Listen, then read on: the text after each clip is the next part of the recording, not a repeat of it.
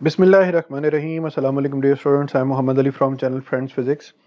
Students, आज का जो लेक्चर है ये मैथमेटिकल टूल्स जो फिजिक्स में यूज़ होते हैं, मोस्टली जो एफएससी के एंटी टेस्ट के स्टूडेंट्स को ट्रिग्नोमेट्रिक वैल्यूज़ को याद करने में, समझने में प्रॉब्लम होती है, डिफरेंट वैल्यूज़ फाइंड आउट करने में प्रॉब्लम होती है।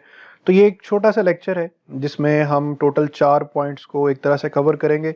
ये 4 वो पॉइंट्स हैं स्टूडेंट्स जो आपको एफएससी के टॉपिक समझने में, एंटी टेस्ट में क्वेश्चंस एमसीक्यू सॉल्व करने में बहुत हेल्पफुल रहेंगे। तो वीडियो को गौर से देखिएगा और इसमें कुछ प्रैक्टिस टेक्निक्स भी हैं, उस तरीके से आपने प्रैक्टिस करना है और आपको ट्रिग्नोमेट्रिक वैल्यूज हैं वो बिल्कुल नहीं भूलेंगी। तो हम 4 कैटेगरीज में इस टॉपिक को कवर अप करेंगे। नंबर 1 हम डिग्री और रेडियन का कॉन्सेप्ट समझेंगे। नंबर 2 पर आपको मैं ट्रिग्नोमेट्रिक वैल्यूज को क्रैमिंग करने का एक तरीकेकार बताऊंगा, वो आपने सारा याद करना है और कोशिश करें कि इसको, जैसे कहते हैं ना, लर्न बाय हार्ट, कि इसको ज़बानी याद करना है आपने।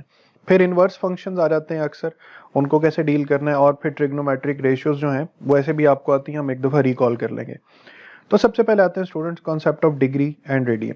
तो आप सबको पता है कि एक जो कंप्लीट सर्कल होता है ये डिग्रीज में 360 डिग्रीज होता है और रेडियंस में 2 पाई रेडियंस होता है। ठीक है, तो ये सबसे पहला रिलेशन आपने जहन में रखना है, 360 डिग्री एंड 2 पाई रेडियंस। इस तरफ से अगर मैं 360 को दूसरी तरफ डिवाइड कर दूं तो यहाँ पे बचेगा 1 डिग्री, ये आ जाएगा 2 पाई डिवाइडेड बाय 360 रेडियंस। अब यहाँ पर 2 और 360 को डिवाइड करें तो यहाँ पर 180 आएगा। तो स्टूडेंट्स, आप एक रिलेशन याद रखें, 1 degree is equal to pi by 180 radians. ये सिंपल सा रिलेशन बच्चों आपको हेल्प करेगा डिग्री से रेडियन में और रेडियन से डिग्री में कन्वर्जन पे। For example, if I want to know के जी 45 degrees are equal to how many radians, तो मैं सिंपल इस रिलेशन को लिखूंगा, 1 degree is equal to pi by 180 radians. और अब मैं दोनों तरफ 45 से मल्टीप्लाई कर दूंगा, तो लेफ्ट साइड पे 45 से मल्टीप्लाई करूंगा, 45 डिग्रीज बन जाएगा। राइट साइड पे पाई बाई 180 मल्टीप्लाई बाय 45 करूंगा, तो इस तरफ 45 4 जा होता है 180। तो स्टूडेंट्स, 45 डिग्रीज किसके इक्वल आ गया है हमारे पास, पाई बाई 4 रेडियंस। अब आपने क्या करना है, आपने करना ये है कि आपने 30 डिग्री, ठीक है, 30 डिग्रीज पर, 45 डिग्रीज पर, इसी तरह 60 डिग्री, 90 डिग्रीज, 180 डिग्री, 270 डिग्रीज, ठीक है, इन पर आपने वैल्यूज फाइंड करनी है ट्रिग्नोमेट्रिक फंक्शंस की। तो ये वैल्यूज आप बार बार फाइंड आउट करेंगे, बार बार निकालेंगे तो आपको याद हो जाएंगी राइट आंसर्स के साथ।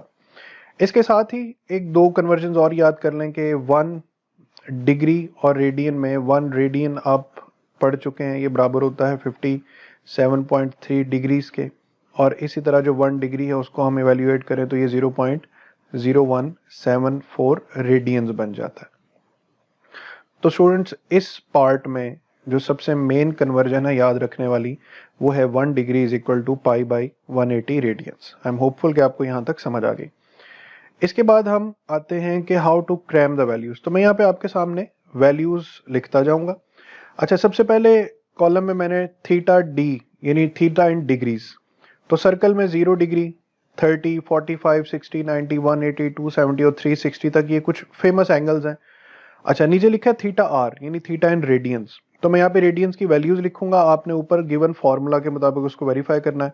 0 डिग्री 0 रेडियंस, 30 डिग्री होता है pi by 6, 45 degree pi by 4, ऊपर मैंने अभी आपको कैलकुलेट करके दिखाया। 60 डिग्री होता है पाई बाय 3, 90 डिग्री होता है पाई बाय 2, 180 डिग्री होता है पाई रेडियंस, और 270 होता है 3 पाई बाय 2, और 360 पे जाके रेडियंस की वैल्यू हो जाती है 2 पाई। ठीक है, अब बच्चों साइन, कॉस और टेन की वैल्यूज पे, साइन 0 0, साइन 30 पे 1 बाय 2, 45 पे 1 बाय अंडर रूट 2, और साइन 60 पे होता है अंडर रूट 3 बाय 2। इसी तरह साइन 90 पे 1, साइन 180 पे 0, और साइन 270 पे -1 और 360 पे जाकर साइन की वैल्यू फिर से 0 हो जाती है। तो आप जब इसको क्रैमिंग करें, इसको लिखें, तो इसी तरह से इसी स्ट्रक्चर में अपने पास एक टेबल बना लें और साइन की गिवन वैल्यूज, अब देखें साइन 30 डिग्री पे क्या वैल्यू देगा 1/2। इसी तरह अगर पढ़ा जाए साइन π/6 रेडियंस पे कितनी वैल्यू देगा, तो भी आपका आंसर 1/2 आएगा। कॉज पे आ जाते हैं, कॉज 0 पे आंसर 1 होता है। कॉज 30, 45 और 60, इसको याद रखने का आसान तरीका ये है कि 45 पे कॉज और साइन की वैल्यू सेम होती है। अब आपने करना ये है, इस वैल्यू को इधर लिख देना और इस वैल्यू को इधर ले जाएं, यानी इन दो एंगल्स पे साइन और कॉस की वैल्यूज इंटरचेंज हो जाती हैं, यूं अंडरस्टैंड कर लेंगे। या इसको रट्टा मारने का या याद रखने का एक ये तरीका है, ठीक है। तो साइन 45 पे या 45 डिग्री पे कॉस और साइन की वैल्यूज सेम है और जो वैल्यूज 30 और 60 पे है वो आपने इंटरचेंज कर देनी है। अब आ जाते कॉस 90 पे 0, कॉस 180 पे -1, इसी तरह कॉस 270 पे अगेन 0 और 260 पे अगेन 1 हो जाता है। हाँ, अगर पॉइंट्स में वैल्यूज आए तो ये 0.5, ये 0.707 और ये 0.866, ये तीन इंपॉर्टेंट वैल्यूज हैं। तो यहीं पर 0.866, 0.707 एंड 0.5। अच्छा जी, लास्ट पे आता है टेन थीटा। तो टेन थीटा स्टूडेंट्स आपको पता है ये बराबर होता है sine theta by cos theta. तो अगर आप ये दो वैल्यूज अच्छी तरह याद कर लेते हैं तो इन दो वैल्यूज के according sine divided by cos करते जाएंगे तो आपको यहाँ पर टेन की वैल्यू मिलती जाएगी, यानी टेन 0 पे 0 आ जाएगा। इन दोनों वैल्यूज को डिवाइड करें तो 1/√3 आता है। इन दोनों वैल्यूज को डिवाइड करें तो 1 आता है। इन दोनों वैल्यूज को आपस में डिवाइड करें तो √3 आता है।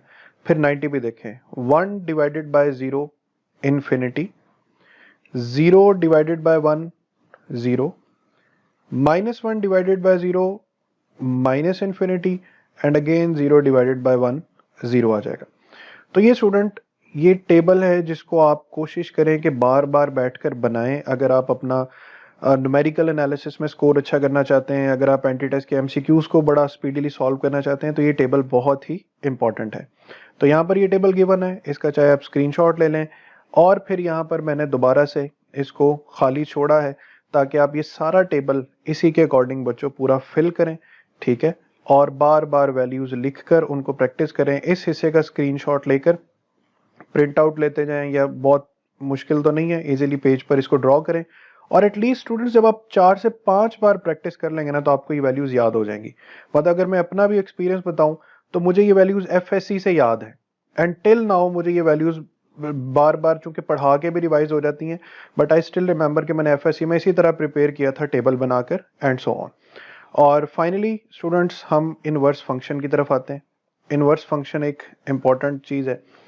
अक्सर औकात आपके सामने वैल्यू इसी तरह आ जाती है कि sine theta is equal to 1/2 और फिर हमसे या हमें डिमांड होती है कि what is the value of theta.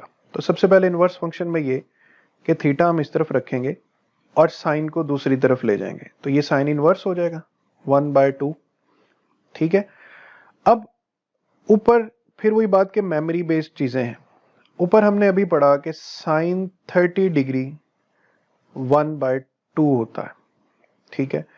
तो अगर यहां पर 30 डिग्री को छोड़ दें तो दूसरी तरफ आ जाएगा साइन इनवर्स 1/2।